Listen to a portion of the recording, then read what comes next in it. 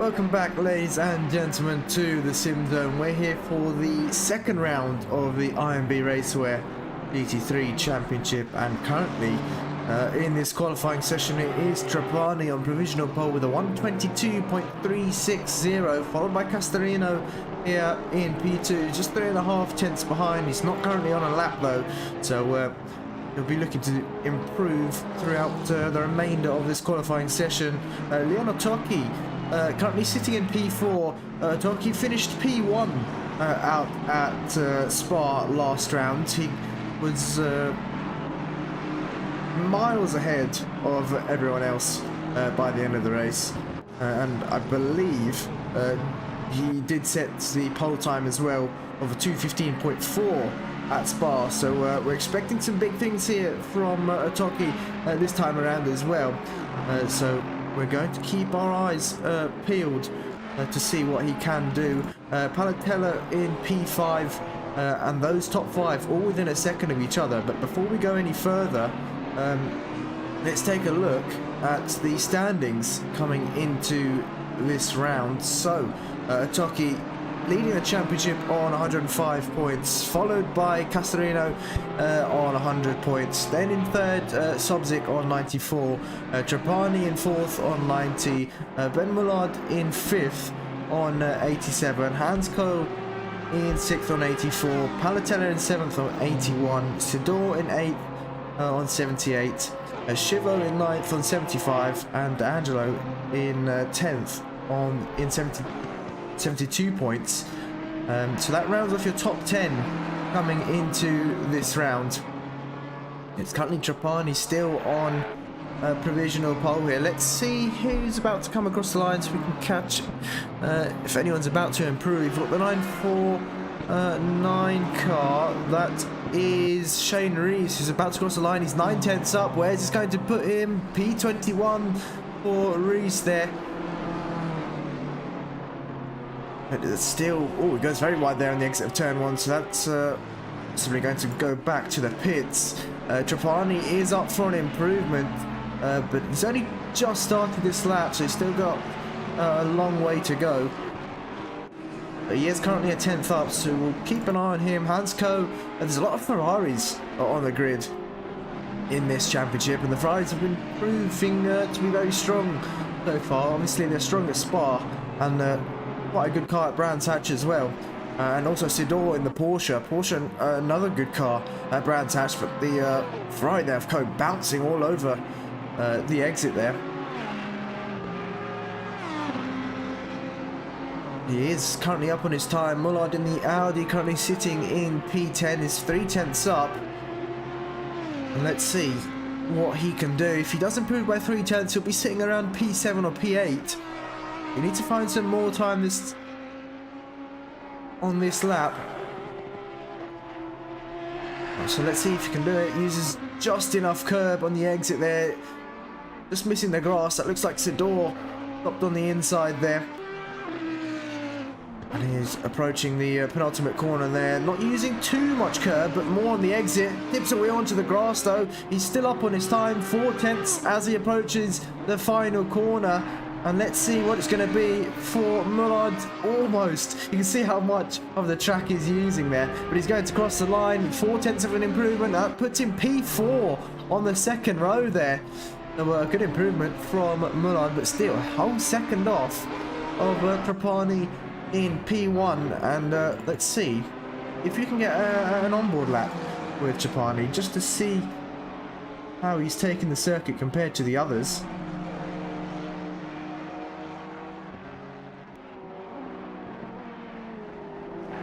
If we can get it up. I'm not sure if we can at the moment.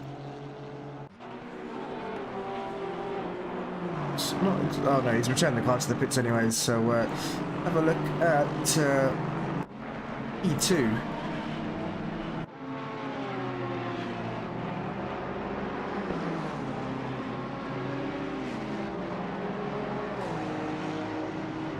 Oops, that doesn't help.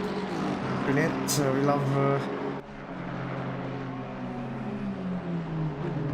love technology.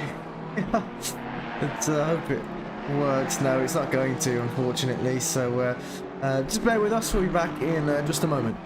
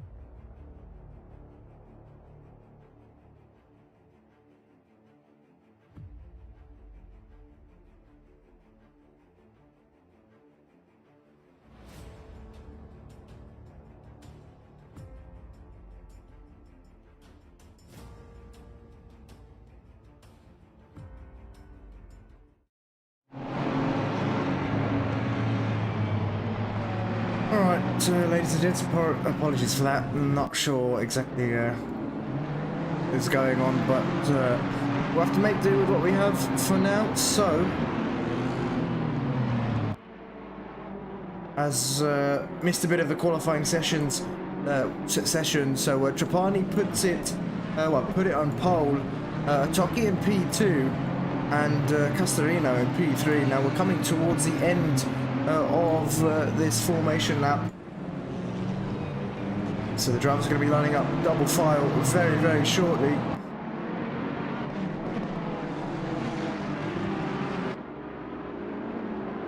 And of course, pit stop we have in this race is the same as what we usually do, so mandatory refueling and tyre change is optional for the drivers. Here we go, we're going to get going very, very shortly here. See, there's the two Ferraris on the front row, followed by a Honda and then another Ferrari. So the Ferraris, like I said earlier, very, very quick at Brands Hatch as well. Castorino in the mix, but he's in a bit of a Ferrari sandwich at the moment. You can see that Sobzik in P5 and D'Angelo in P6 as well in the Aston Martin. But here we go, we're going to get going very, very shortly. And we are green here, off to a good start there for Trapani. Pulls towards the inside. And looks like a bit of door rubbing between Otoki and Castorino there. Castorino's going to have the inside coming up towards turn 2. Can he hold on to it though? Looks like Otoki's going to have to go the long way round. And Castorino there closes the door. So Otoki down to P3 already. Hansko still in P4. Sobzik in P5 there. Looks like everyone else has got through pretty cleanly, which is good to see. And let's just double check everyone has actually got through cleanly. Yes, looks like a 58 car though, all the way at the back. That is a Bogas here, who's got some damage. He's struggling with his connection at the moment. We know that from beforehand, but he's off onto the grass. And yeah, let's save him the embarrassment there. We look back towards Trapani, the race leader, who's pulled a slight gap. For some reason the gaps aren't working either, which is a bit odd here. I'm not exactly sure what is going on. Just bear with us, but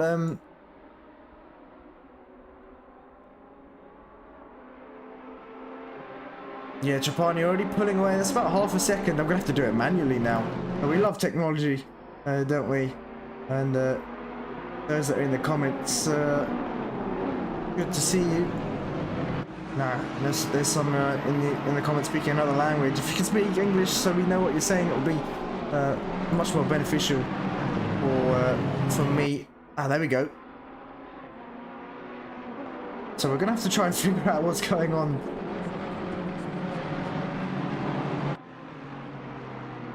Oh, the session best relative works, the gaps don't. Yeah, I'm not exactly sure what's going on.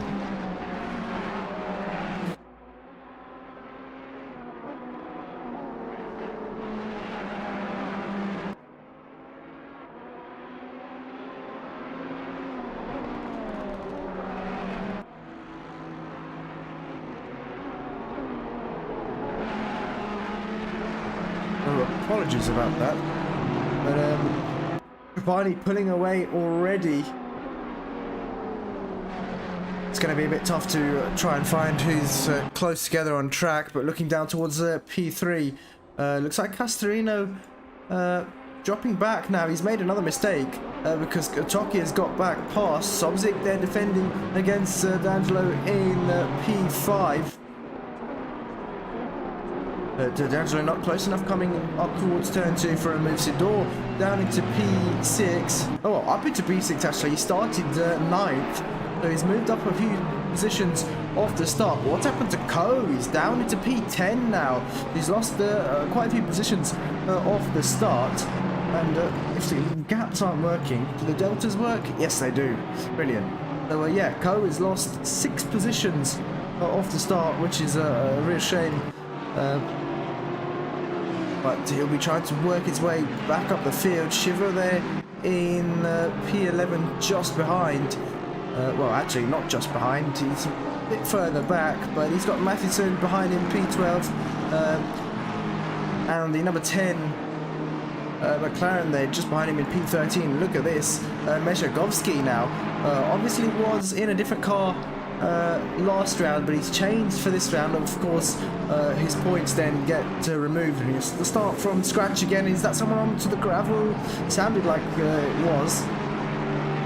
But he's doing a good job here in P14, holding off against Stuart Pryor there, who's just behind him in the Aston Martin. We've got, was that Coe? I think it was Coe who was off onto the gravel here, because he's lost here a few more positions now. He's down to P13. Coe really struggling at the start. Not the start he would have wanted at all. We've got another Ferrari off. That is Shivo. Off there, but he's back on the circuit. He's only lost a couple of positions. Is that Barth down the inside of Meshagovsky? Actually, he's going to lose a position here. They're side by side on the exit, and Meshagovsky's going to have the inside there coming through.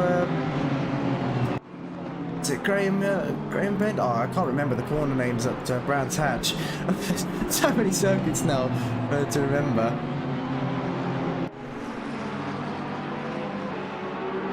I think it is Graham Hill Bend. Yeah, it is Graham Hill Bend. Okay, thank God. But Barth down to P15. He started P13, so he's getting 2 positions off the start already.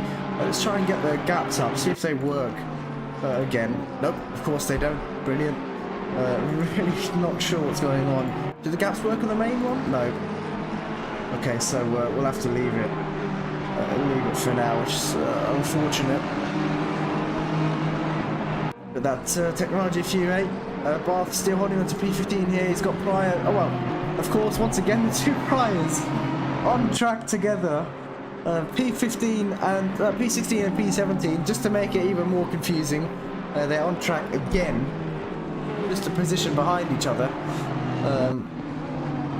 Last time they were pretty much even on pace, and this time they're even on pace as well.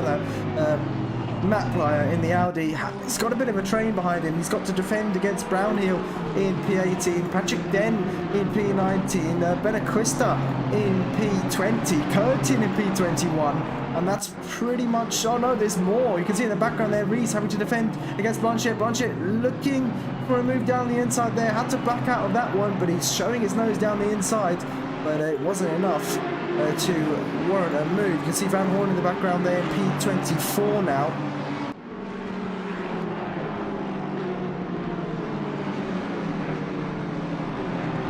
And Conrad saying that he's cheering for Meshagovsky. So good to see some of his supporters in the chat. DD showing his support for Van Hoorn. We do have driver of the day voting up, which should be out any minute now, actually. So the Nightbot in the comments will post it very, very shortly. So be sure to vote for your driver of the day, or just your favourite driver, whoever you're supporting really. You can vote for. Blanchet losing a bit of time now to Reese, just up in front, but really they're still there or thereabouts, because this battle is absolutely massive. And looks like we've got another battle going on for P2 as well. Otoki and Castorino still battling for position.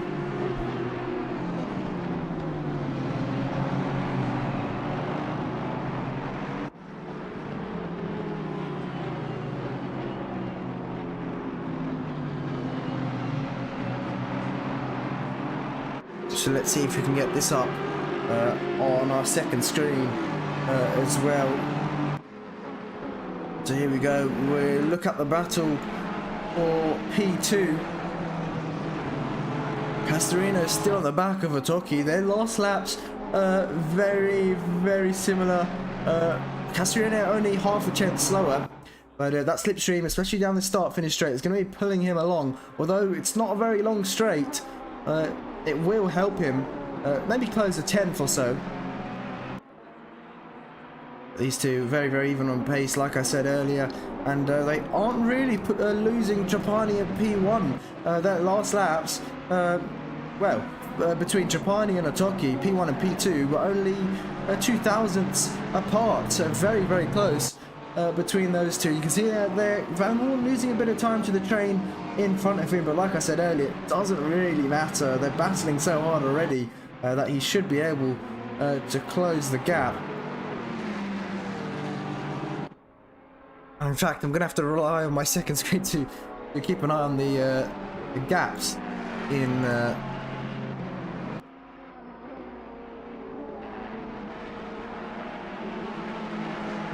the race. So we've got another battle going on. Well, we've still got that battle going on for P9 as well. Matheson, oh, what's happened there in the background? Megieri here holding on to P10. Hans goes back up to P11 though, so he's gained a couple more positions back. And Shivo still on the back of him as well. We saw Shivo go off wide into turn 1 earlier this race, but he's recovered nicely and is now just waiting in the wings of these two up in front. Hansco really putting on the pressure there to the McLaren in front, trying to look for a move. The McLaren onto the grass there. He's going to lose that position now, or he's going to lose a bit of speed coming down the start-finish straight. Not lost the position just yet, but carrying a lot of speed around the outside there. Broke way too late. He's all over the gravel, and there we go. Ko up a position. Megieri losing 2-3 positions there, and now he hasn't been able to catch a break. He's got Meshagovsky very close behind him, and Meshagovsky here is pulled away from those two behind him. Barth having to defend against Pryor here. Looks like Brownhill has lost a few positions. No, he's in P20 here. What's happened to Blanchette? Blanchette's still in P23. Actually, Blanchette has lost a position there to one of the Hondas. Or is that one of the Hondas making a lapping? I don't think anyone's been lapped just yet, so that must be a back marker. Or no, it's not. It's Kutsha. So that's updated there. Or I just wasn't paying attention. But we go back to these two, Otoki and Casarino, still as it were between these two, P2 and P3. They're not really close enough just yet to be battling that hard. And you can see Trapani just up in front as well. They're not really losing him. The gap's still fairly the same. Sobzik in P4, Angelo in P5, Sidor in P6, who's now reeling them in ever so slightly. Last lap he was 3/10 quicker, and D'Angelo in front, so he's slowly catching them. Mullard in P7, pretty much on his own at the moment, hasn't really got anyone behind him or in front. Palatella in P8, Matheson in P9. He's got Ko all over the back of him though. Ko looking for a move here. Shivo's going to try and follow him through.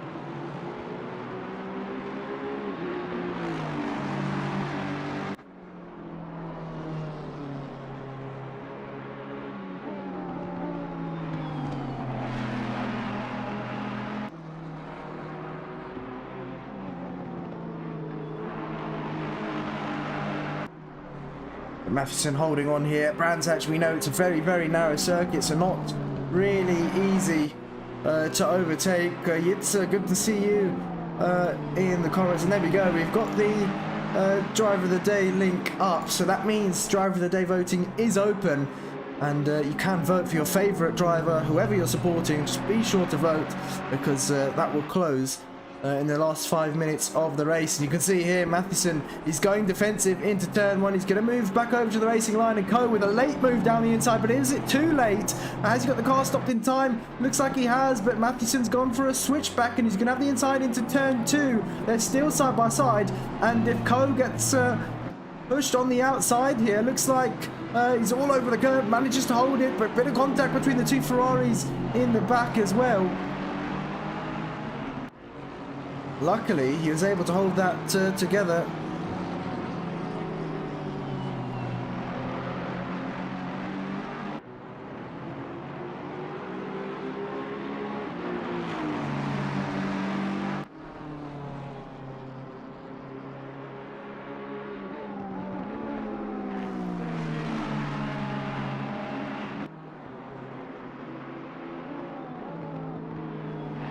But yeah, Co made that move into turn 1, made it stick, and well, no, he got pushed wide. Sorry, just trying to sort this this out, but I think we're just gonna have to leave it for now. But Matheson, they're down into P10. Co back up into P9. Obviously started in P4. So, well, yeah, not the best start for Co whatsoever. We look further down the field. We've got a big battle going on for P14 here. It's Den, followed by Pryor, Benequista, then the other Pryor. Look at this train we've got.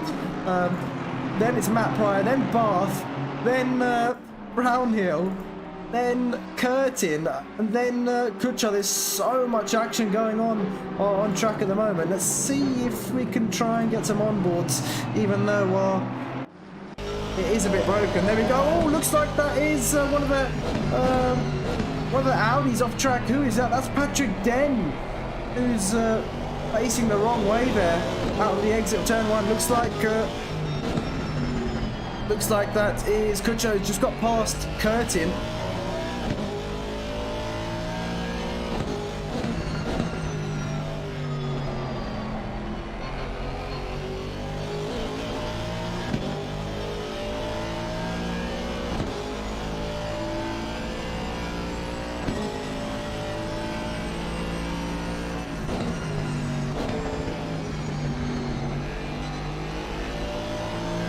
See this battle, absolutely amazing. It's a shame we've got a few issues, technical issues going on, but it's 1, 2, 3, 4, 5, 6, a bit more than 6 actually, because you can see ahead there are still a few cars ahead of these 6.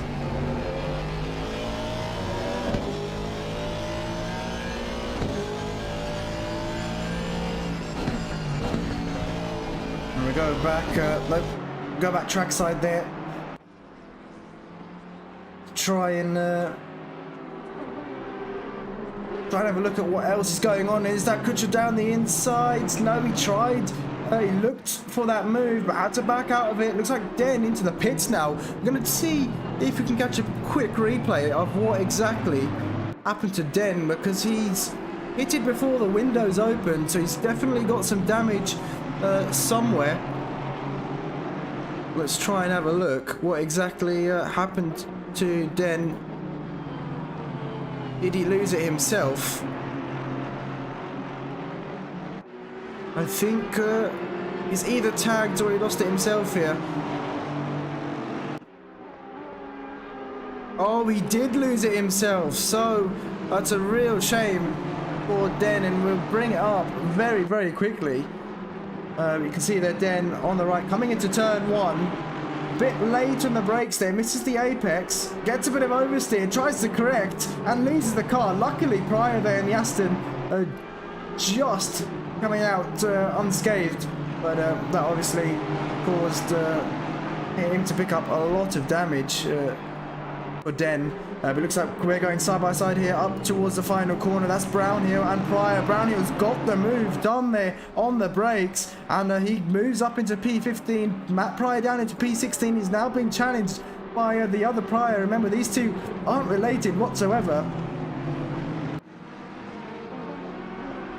But look in the background, that's Kucha on the outside of Barth. Is he going to get this done? They're still side by side. Can Curtin try and follow Kucha through? Looks like he's not going to be able to. Bit of contact between the two once again, and Barth being pushed onto the grass here, so he's going to lose a couple of positions here. Kucha looks like he's going to try and go for a move here. No, Curtin's got past, but Curtin very late on the brakes there, so he's going to... Oh, wow, he's taking the Indy circuit here, is Curtin. That's not the right track, but he's got back facing the right direction, and looks like they've lost a lot of time to Blanchette as well, and Kucha pulling away now up into P18, but that contact with Barth, a bit of a questionable one there. Don't think Barth is going to be happy with that, but looking for a move there on Curtin. He's sandwiched in between two Astons, both from Assetto Racing Team here. But obviously Barth knows both of these two, so I don't think they'll be battling too hard on track.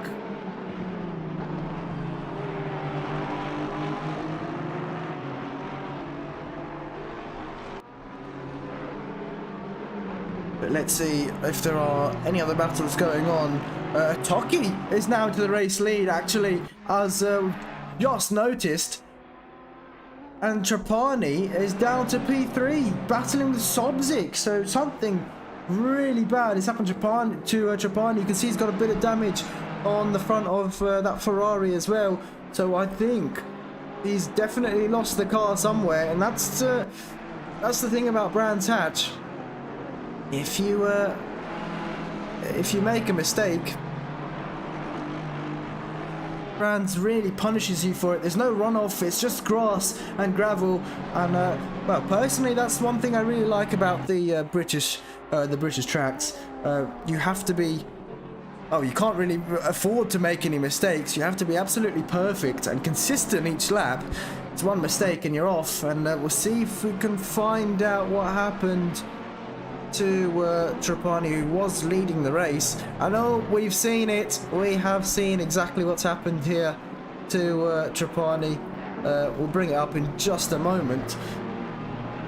But we'll go back down to...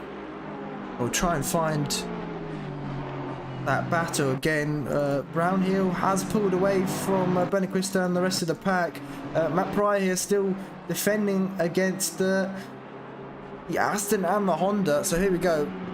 Going to bring it up. So you can see there Trapani in the Ferrari, the number 2 Ferrari there, coming up towards this right-hander, and this is where we see a lot of drivers making mistakes. He bounces there a bit too fast and he's onto the gravel. There we go, loses 1 position, and he definitely makes a mistake somewhere else, because the Honda of Castorino is up into P2 as well, so we're not exactly sure where that other mistake has happened. But we'll see if we can find it later on. Pryor still holding off, and what's happened to Kutcher? He's made a mistake as well. Kutcher's down a few positions, back to P19, so Blanchett is ahead of him now.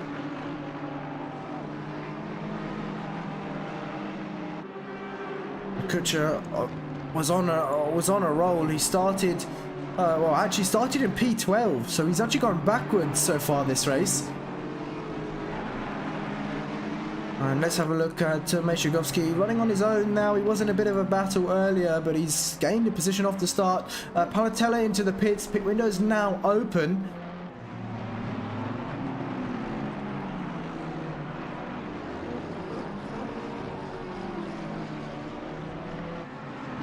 And let's see if we can find any more battles. It doesn't help, but we don't have the gaps working. But looks like we've got still both Priors batting. Looks like there's another battle going on for P24. That's Breen and Sano. So these two, Lexus versus McLaren at the moment. Neither of them have served their mandatory pit stops, so they are battling for position here.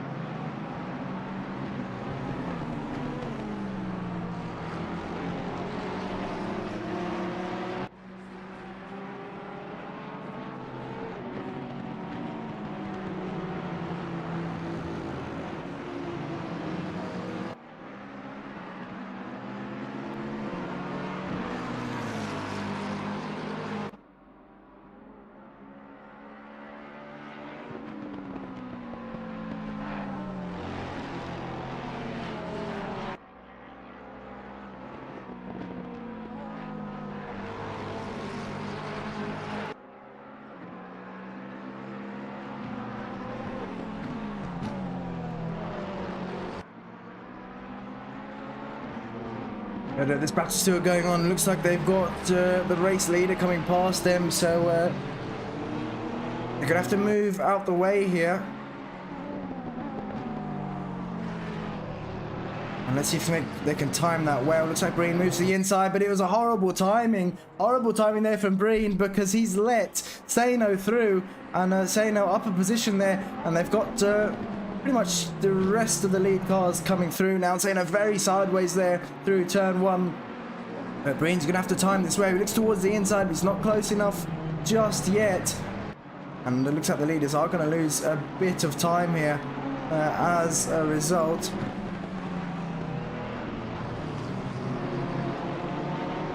But we go back to, well, let's actually have a look at the leaders. So Toki in front, Casarino just behind there, and Trapani a bit further back.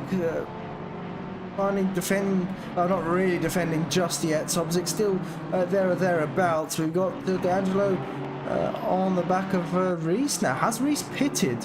I think he has. Shane Reese has pitted, so he served his mandatory pit stop very, very early on. But that means he's going to have to let all the lead cars through.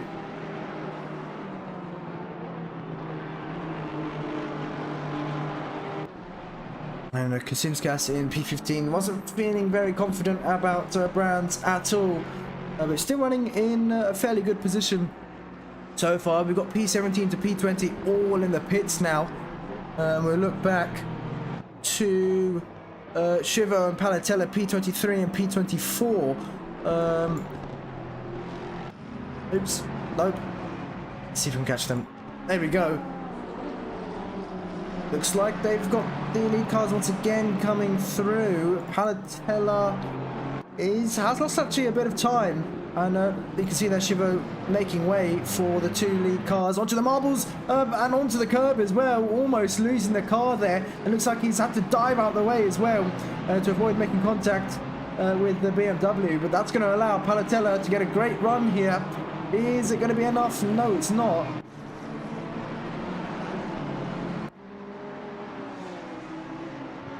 Conrad saying that Meshegovsky has a clear track in front, yet still the track is too narrow for him. Yeah, it is a very tricky track, Brands Hatch, especially when you don't have that the comfort of runoff. It's just grass, grass, grass, and gravel, gravel, gravel. And we've seen it catch a few drivers out already. Let's have a look. Matheson running in P20 just behind Reese there. And where's Shivo? Oh, just further up. So they're not really close together at the moment. Looks like P24, P25, Barth and Van Hoorn here. Still neck and neck. Blanchette as well, just up in front. So these 3 all involved in this battle. They've all served their mandatory pit stops as well. Coming up towards the penultimate corner. Looks like they are closing the gap to Blanchette now. So he's not been able to pull away for very long. You can see there Pryor, well, Matt Pryor served his pit stop. Stuart Pryor is just going to come out just in front here of this battle, and it's now a 4-car battle for P22. Yeah, P22. Looks like he's going to have to go defensively into turn 2, but Blanchette with the better speed coming out of the pits. Well, since Pryor was coming out of the pits, Blanchette had the better run, and he got that move done around the outside. So Stuart Pryor there with a bit of a mistake all over the AstroTurf there, and Van Hoorn's going to slide down the inside. Is he going to get that move done though? They're still side by side here, and looks like they are. And can Barth follow through? Looks like it's not going to be enough for Barth, so he slots back in through the slipstream. But Pryor there losing a couple of positions just in a matter of corners. And we know his tyres aren't going to be fully up to pressure or temperature as he's just exited the pits. That's going to be another factor that's maybe lost him a couple of positions there as well. And now with these 3 battling, Blanchette has been able to give himself a bit of breathing and a bit of space to those 3 behind.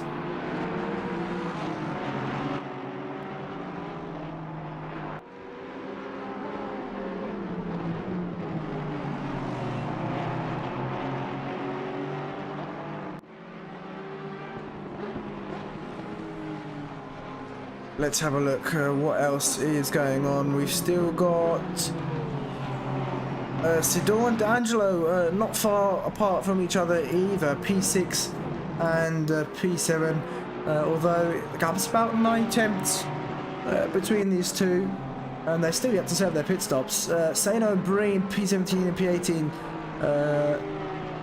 have to serve their pit stops as well, but then it's P1 to P12 who are all yet to serve their pit stops too.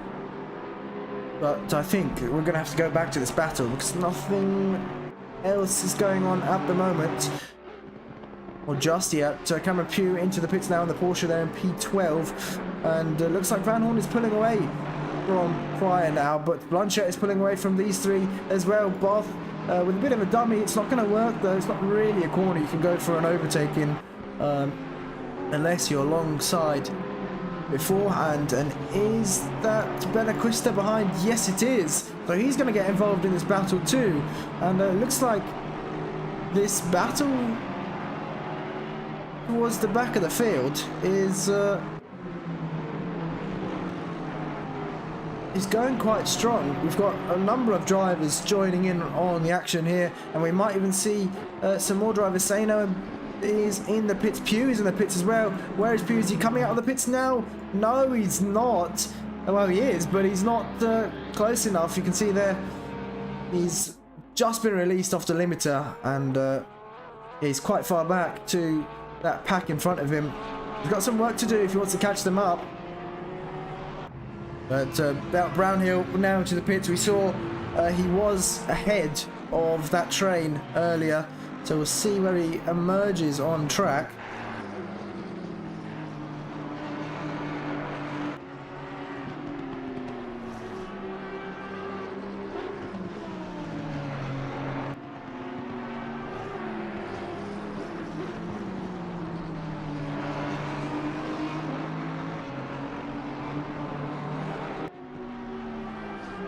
And looking at Mullard now, he's got no, that's looks like, I think that's Matheson behind him. Mullard's pulling the trigger. He dives into the pits. Otoki, the race leader, still out on track. Castorino in P2 still comfortably. What's the gap between those two? Let's try and find it. Come on, load. Okay, 4.7 seconds between P1 and P2 at the moment, which isn't that much. We still, these two still have to serve their pit stops, and that gap can easily go if you don't stop in your box correctly. So it's still all to play for between these two in this round, and we are over halfway into the race. Now make sure to vote for your driver of the day, or your favourite driver, if you haven't done so yet. So the link is pinned by Nightbot. Well, it's pinned at the top of the live chat, so be sure to vote as soon as possible. We've got Didi showing support for Sano as well. Corrado showing saying go my fellow German. Yitza saying always better to stop late at a short lap like this. Avoid being caught by the leaders. Yes, exactly. Much better to stop late. And we've seen, well, it's evident that those that have pitted early have been caught up by the leaders, and they've had to give way. And they've lost heaps of time by doing so. And looks like that's Sidor just getting past one of the back markers there. I believe that's Sano that he's just passed. He's up into P4 provisionally, still yet to serve his pit stop. D'Angelo pulls the trigger. He's into the pits now as well. Looks like we've still got that battle going on for P17 here. Blanchett had a brief moment where he was able to pull away, but Van Hoorn has been hunting him down. And that last lap looks like Van Hoorn, actually that last lap Van Hoorn was slower. The previous lap Van Hoorn was quicker, but Blanchett has maybe put his foot down a bit more, and he's pulling away, but doesn't look like it's much. Van Hoorn still very close, and looks like Stuart Pryor in the background has lost time to these two. Barth likewise has lost time to this pack up ahead. He may be thinking about pitting very shortly. Breen into the pits now for his mandatory pit stop. Maybe the tyres on Barth's Porsche giving way here. He might need to get a fresh set of rubber this lap or the next. We'll see what Barth can do, or what he will do. Kutcher into the pits for his mandatory stop. Latella moves up into P9. Now where are the top two? Otoki coming into turn 2 there. So he's continued for another lap. Likewise as Castorino. The gap's actually opened up between the top two now, up to 5.7 seconds. So Castorino losing about half a second a lap here. At least that last lap he lost nearly 5 tenths. And now we've got Trapani into the pits. The Sidor stays out on track. So where is Sobzik? He served his mandatory pit stop. Trapani has just... Oh, I don't think he stopped in the box yet. And it looks like his box is right at the end. No, he has stopped. Okay, so Sobzik is exiting the final corner. Looks like Trapani is going to come out comfortably there ahead of Sobzik. And not really any battles going on between those two. We look down towards P17. Nope. Kutscher and Van Hoorn. Looks like Kutscher obviously served his pit stop later. He's now emerged in P20 and he's involved. Oh, he's in the thick of it all, really. He's in between Barth and Benequista. You can see that Curtin as well now in this battle once again on the back of the Ferrari of Benequista there. So it's still pretty much 5-6 cars all involved in this battle. And where has Blanchette gone? He is... Well, he's pulled away. Actually, Van Hoorn has made a mistake, and he's made another mistake. He's onto the grass, and no, into the wall. He's collected the Honda of Kutscher there. Kutscher's going to have some serious damage. I'm not sure if there's much Van Hoorn could have done there, unfortunately. Now, has Kutscher got it going once again? You can hear the gravel. Yes, he has, and look at that damage he's got. I think that's going to have to be another pit stop for Kutscher. It's very unfortunate there, and that's going to be some lengthy repairs if he does decide to go back into the pits. But now he's going to continue, so he feels that damage isn't too bad.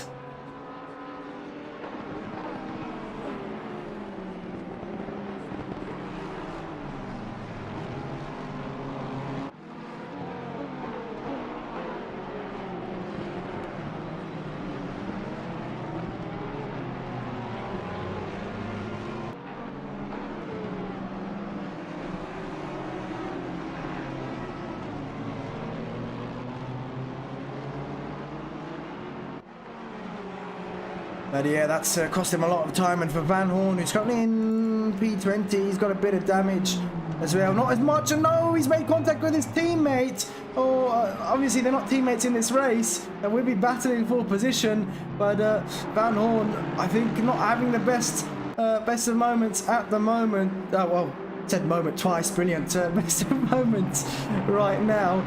I think he may be a bit flustered after that crash, and he may be thinking about that still, and I'm sure he's not going to be happy with himself whatsoever, but he needs to move on, and he needs to get back in the groove again, just focus on what's ahead of him, because he's got Curtin in front and he can definitely go for this move. I'm surprised Van Hoorn doesn't seem to have much damage on that Aston at all.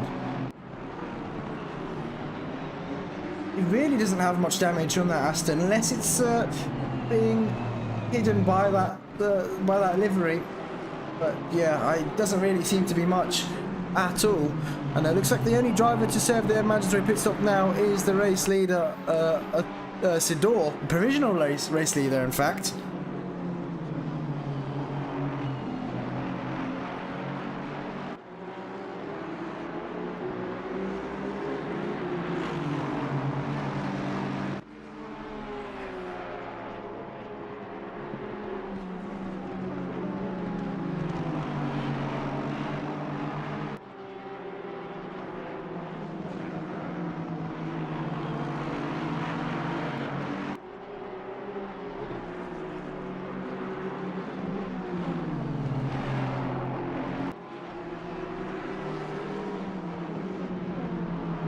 Let's see if there are any more comments coming in. Didi saying hit that like button, everyone. Yeah, be sure to do so.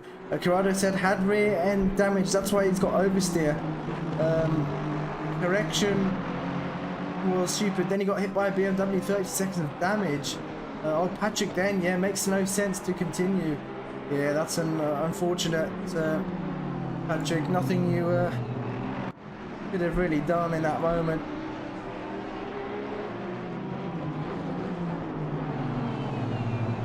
That's racing, unfortunately, and that's part of racing at Brands Hatch. It's not forgiving at all, this circuit. It looks like Curtin being swamped by some of the lead cars here. Looks like Benequista eyeing up a move, though. These two are battling for position, Benequista and Curtin, but he wasn't able to pull that off. Van Hoorn has got past, and he's got a comfortable gap to Curtin behind. Now the gap between the top two, let's look at them very quickly. Toki has got a 4.9 second gap to Castorino.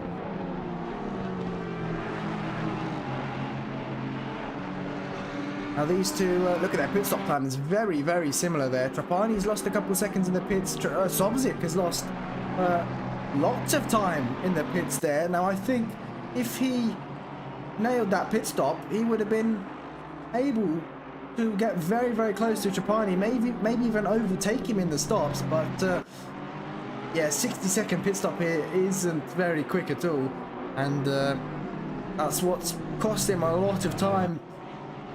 E3 was definitely on the cards for him, but the gap between them, actually it still could be on the cards, we never know, because like we've seen throughout this race, drivers have been making mistakes by just dipping a wheel onto the grass and losing the rear end, and the gap's only 4 seconds between Trapani and Sobzik, so it's the battle's still on between those two. Looks like Sidor and Mullard only separate. Oh, they've come up towards some traffic here. This is going to aid Mullard massively, because Sidor is going to get held up a lot here.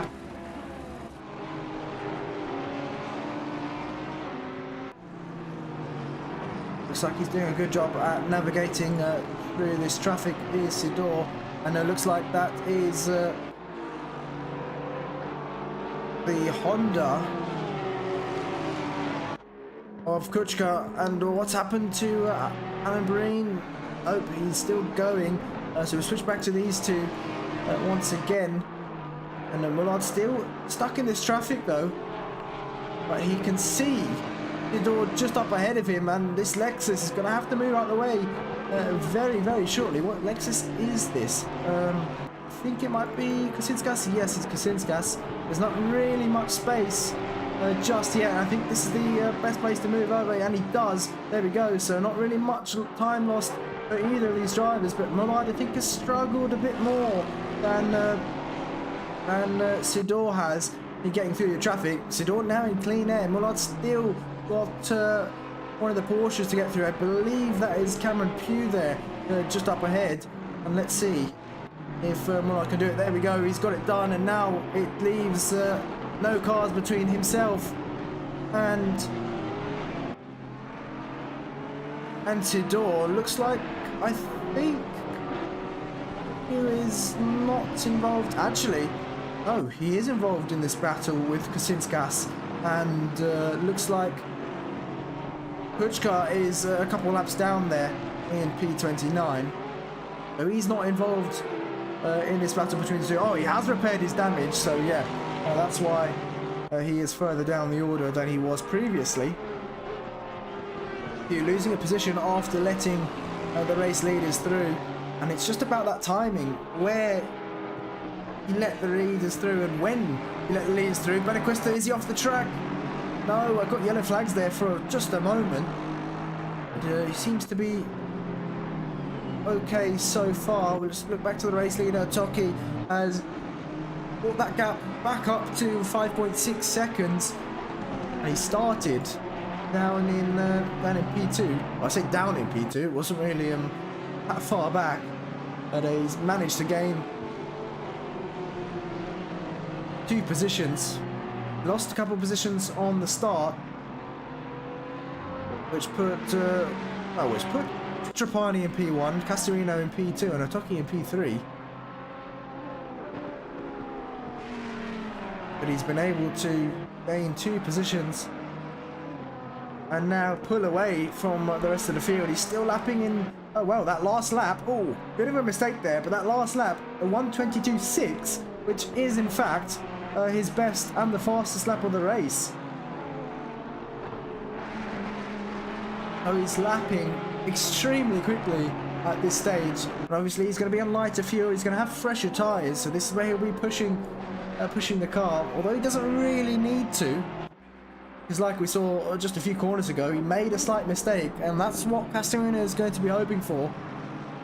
Is for more mistakes from Matoki. So he can close in that gap. And maybe even overtake him. But we're not going to put the curse on the leader. We don't want to be doing that at all. We look towards P11. Looks like the McLaren there of Maggiore catching up to Brownhill.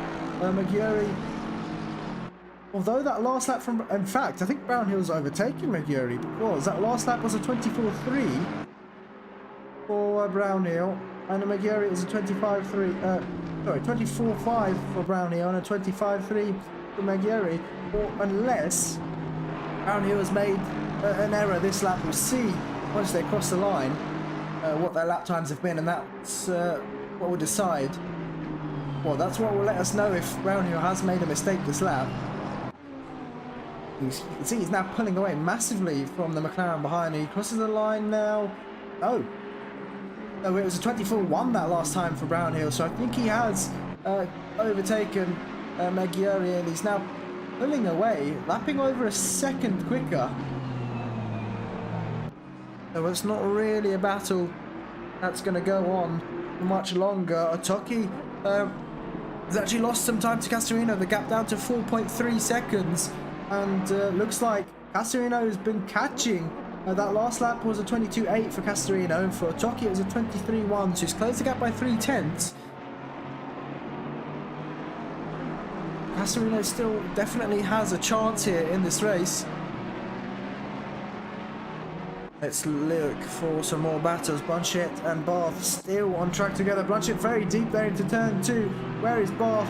He's going to catch him as a result, but he's not going to get this overtake done just yet. But he's closed the gap, that's for sure. Slightly wide there out of turn 3, Graham Hill Bend. And could that be track limits? I don't think we've actually seen anyone with any track limits, or with any drive-throughs or track limits.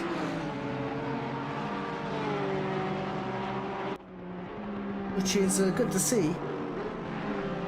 Obviously, drivers are going to be a bit more careful considering there's grass. If there was runoff, I think we'd see a few more, well, a few drive-throughs throughout the grid.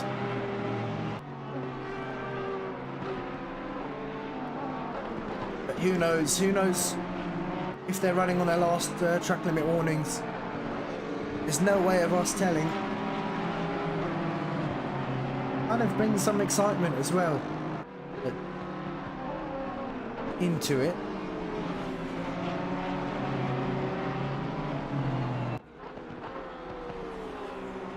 Remember, continue to vote for your driver of the day. There's not a huge amount of votes in just yet, so be sure to vote.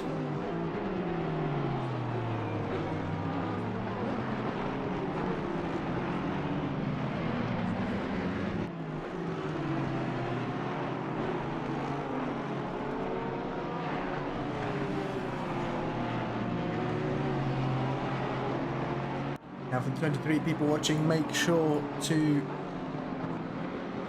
give a thumbs up on the stream and subscribe if you are new as well.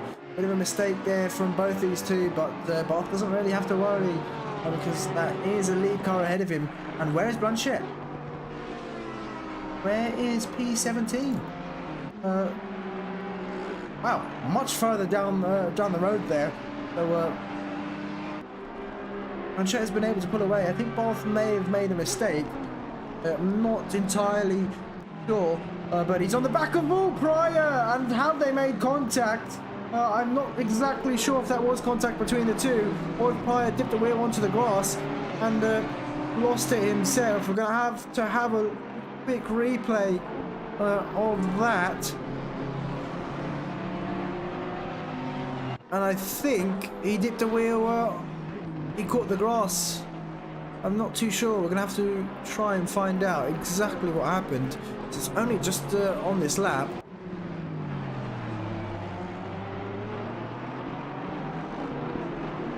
No, he did lose the car himself, in fact, and what a shame for Pryor. He's lost a couple of positions as a result. He's behind Barth now. How close are they, in fact? Not that close. Actually, Pryor's still there or thereabouts. But we're going to bring a replay up of what happened to show you guys.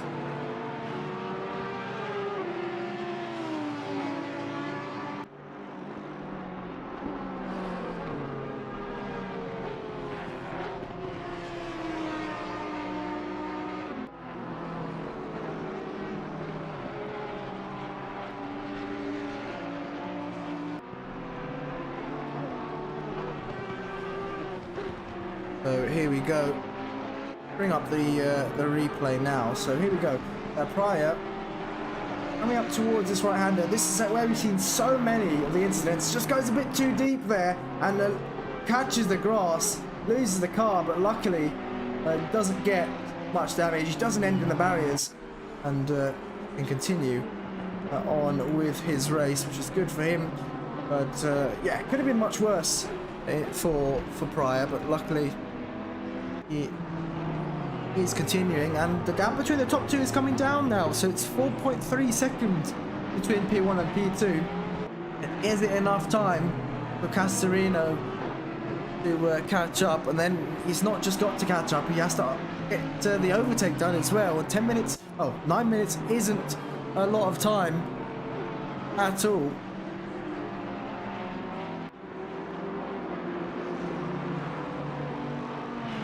These two, Blanchett and Barth, separated by about 8/10 here. But we've got another battle going on down for P20. This is the one we want to be watching at the moment. These two within 1/10 of each other. Looks like they've had to let Mullard through in the Audi, but Van Hoorn having to defend now from Benequista. Benequista has been on his tail for quite a while. Van Hoorn really struggling with the race. And is that his indicator on? Or is that his brake? Well, I'm not sure what's going on with Van Hoorn. I know he's had some throttle issues previously. No, it looks like it is his indicator on. I know he's had some throttle issues previously. But I believe he got that fixed. But who knows? It may have happened again. But let's see. He's continuing now, so I'm not exactly sure what's happened to Van Hoorn. Maybe there is something wrong. Doesn't look like he's lapping as quick as he would be. He's still got that indicator on though.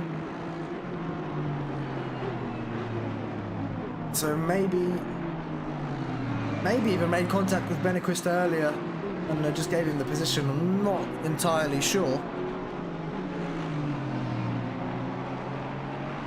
He's now about a second back to Benequista in front, so he switched to P15, and looks like that's Pryor in front of Blanchett, and Blanchett onto the gravel. Is that going to allow Barth through? Yes it is, so a mistake there from Blanchett, and that's the track once again catching another victim. You can see here the race leaders coming through as well to lap these guys, but huge mistake there from Blanchett. It's lost the position to Barth, and Pryor in front as well, up into P15 now.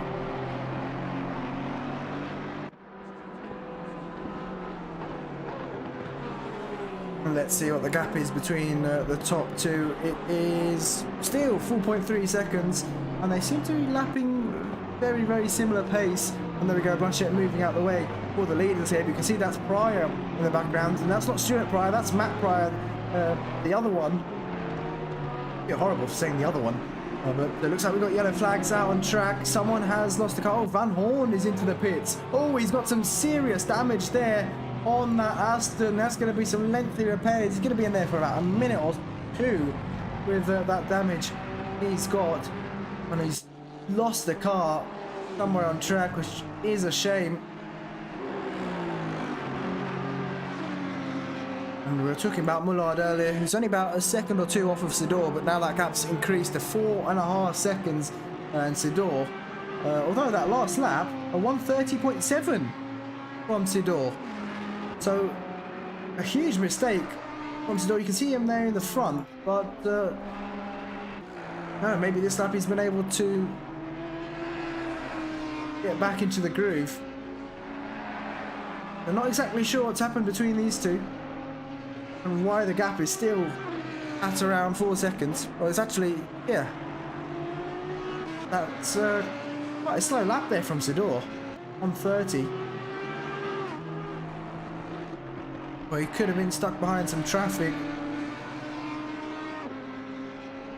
Not entirely sure. We go down to P8, Palatella and Co. These two are battling for position. Let's try and get some onboards, even though this isn't working properly. There we go. On board with Palatella now. DeedeeTKU with a bit of understeer through turn 1, bottoming out ever so slightly on the exit, but that's not a big deal. Look how close Palatella can get there into turn 2.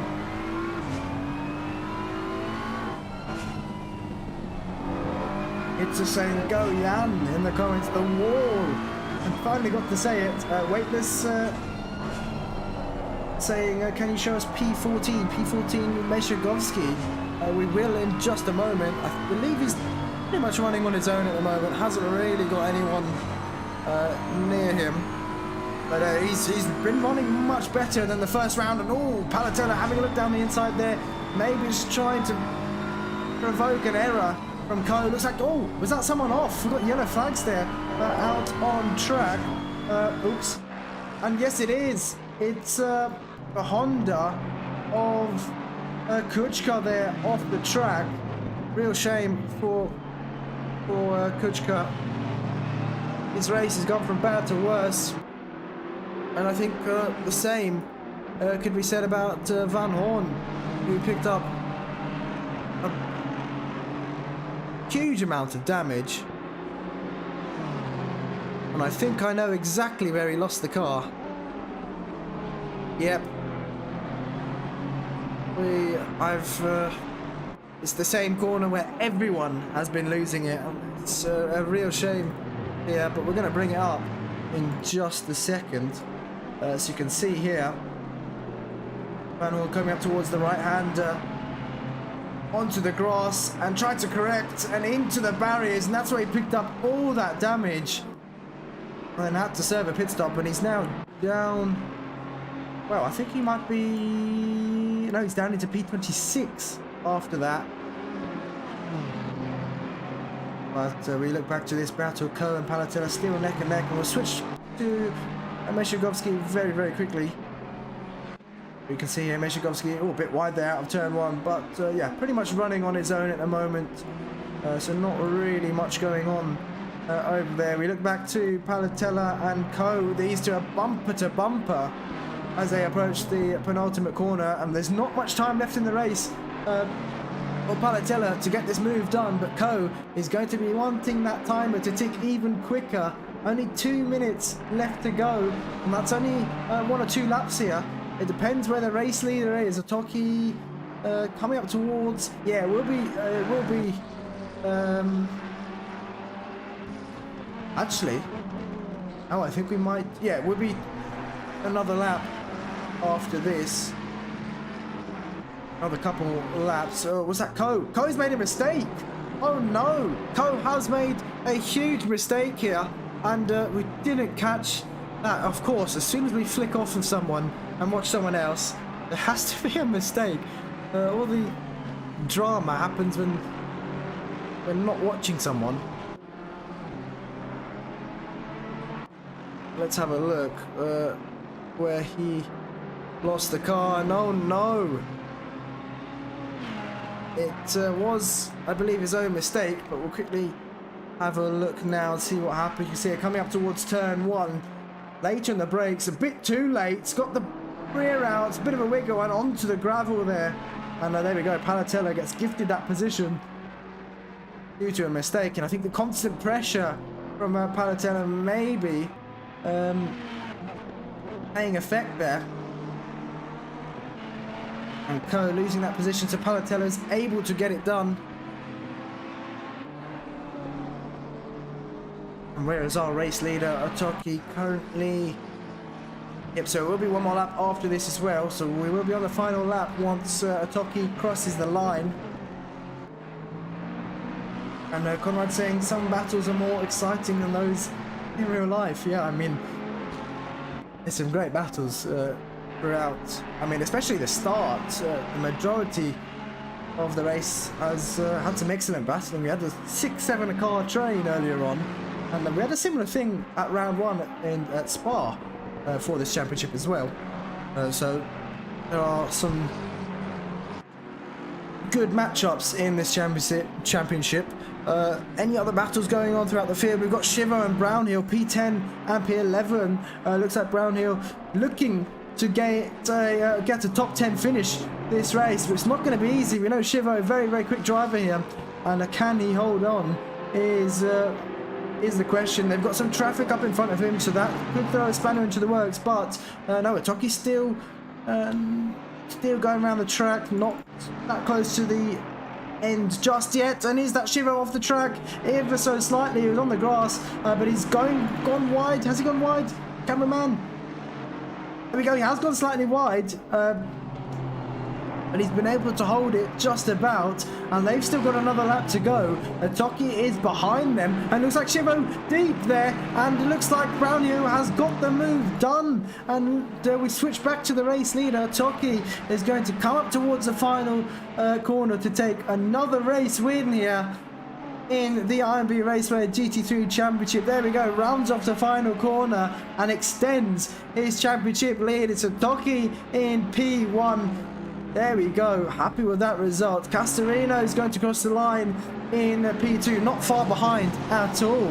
And there we go, P2 for Castorino. Trapani is going to round off the final corner in P3 as well. So 2 Ferraris on the podium, P1 and P3, but that's your podium for this race. Sobzik is going to round off the final corner, finishing in P4. Another good result from Sobzik. D'Angelo is going to finish in P5. Once again, not too far off. About, what's that when they cross the line? Let's see the gap. About 9 seconds off.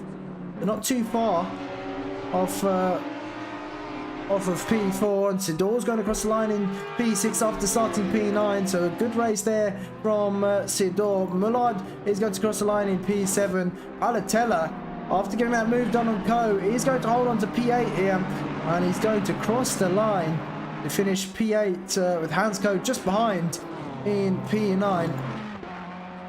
There we go, and Brownhill, after getting that overtake done into the penultimate corner on the last lap, or well, on the previous lap, he's now going to cross the line to finish in P10. After starting P10, he's been able to maintain that. Shivo in P11, but there we go. Otoki in P1, Castorino in P2, and Trapani in P3. We'll be back very, very shortly to try and get some interviews.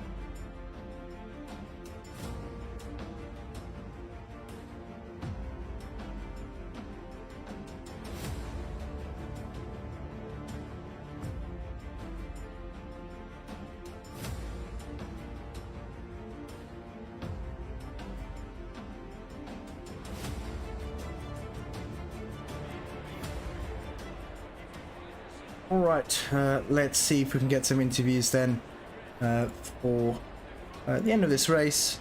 Looks like we got Donatas in first as well. Donatas, how are you feeling after that one? We saw, well, we know you weren't really feeling confident coming into this round, but we did see our overtake on Cameron in the Porsche. The only way to get him was using the blue flares because it's a hard track to to overtake, and I saw that he was almost every time letting pass them on the main straight, so I knew that I had to use that V8 that I have in front. Yeah, exactly. I use that power to get past, and well, that's a part of racing as well, you know, getting past through the blue flags, and it's just about timing it correctly. So yeah, you took advantage of that and got the position, got the move done. Looking towards next round, if I can remember the track, it is Monza. That's going to favour the Lexus a bit on the straights, isn't it? I don't know, because when I used to drive the Ferrari, yeah, on Monza, this is before the update 1.8. I used to be pretty decent there, actually getting into 47s. Yeah. But with the Lexus, I don't know. In one of the updates that they did, I don't know what they did with the car, but it doesn't feel the same. It actually even lost power in the straight. So yeah, it's not as quick as it used to be, but still got a big engine. So especially maybe against those Porsches, you'll be able to fly past them with the slipstream, anyways. I hope, because I have one experience recently in a public server in which I barely could gain time on a Porsche on a slipstream. Oh no! Yeah, let's hope no one's got that magic setup with a Porsche for the next round. I hope so. Yeah, but or the guy was wearing minus wing. Minus wing, yeah. Maybe, who knows? But yeah, I mean, as long as you enjoyed that race, that's what matters, isn't it? Yeah. And of course, as I said, I wasn't feeling very confident for this race, but I did a race previously before this one, and I actually felt like pretty good and even kind of consistent. And yeah, it was very fun fighting with Cameron, and yeah. Yeah, so great having you here once again, and yeah, thanks for joining us, and we'll see you for next round. Of course, thank you too. So there we have it, that was Donatas. Let's move in Meshergovsky as well. Here we go. Hello, Meshergovsky. After changing cars, how was that for you? Because you had a pretty good result this time round. Yes, I'm very pleased with the result. After such a disappointing result at the Spa, especially with the 2 incidents, I believe, in the first half of the race, it's nice to have like a very much peaceful race. I didn't have too much trouble, and I fortunately avoided other cars, so I was having a clear track ahead of me, so it was just me and track, so pretty good result, P14, the best in my career so far. Yeah, I think you had a few battles earlier on in the race, obviously when everyone's so close together, that's normal, but yeah, like you said, you pretty much had your own race in the second half after the pit stops, and you kept it consistent, and I can't exactly remember where you finished, but it was... P14. P14, yeah, that's it.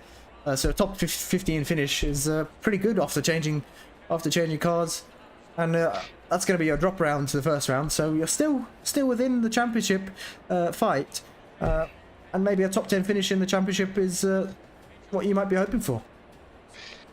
Yeah, it's very ambitious, to be honest, for me, especially the next race is Monza, and I'm not very strong at Monza, especially at the Ferrari, which bottoms quite easily, and the like the sausage curves, for example, on the Ascari can cause a lot of trouble. So yeah.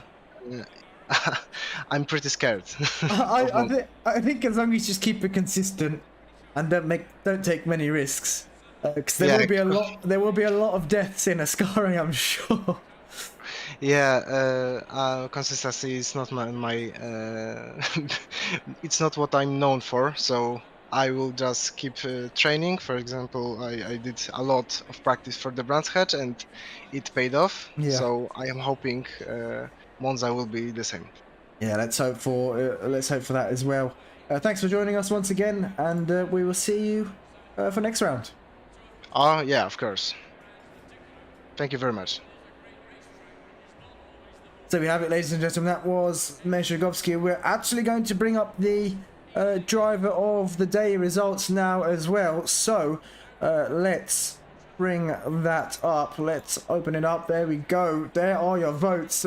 Looks like Meshagovsky had the most support in the chat, and I think I'd give my vote to him as well. He redeemed himself after the first round and taking 8 votes there at the end to take driver of the day. Barth in P2 in the driver of the day, and Brownhill who would have got a vote from me as well. It would have been difficult, but between choosing between those two. But there we have it. Driver of the day is Meshagovsky. But thanks for tuning in, ladies and gentlemen. We have a break tomorrow, so we'll be back live on Friday at the same time. So make sure to tune in with us then. But good night and take care.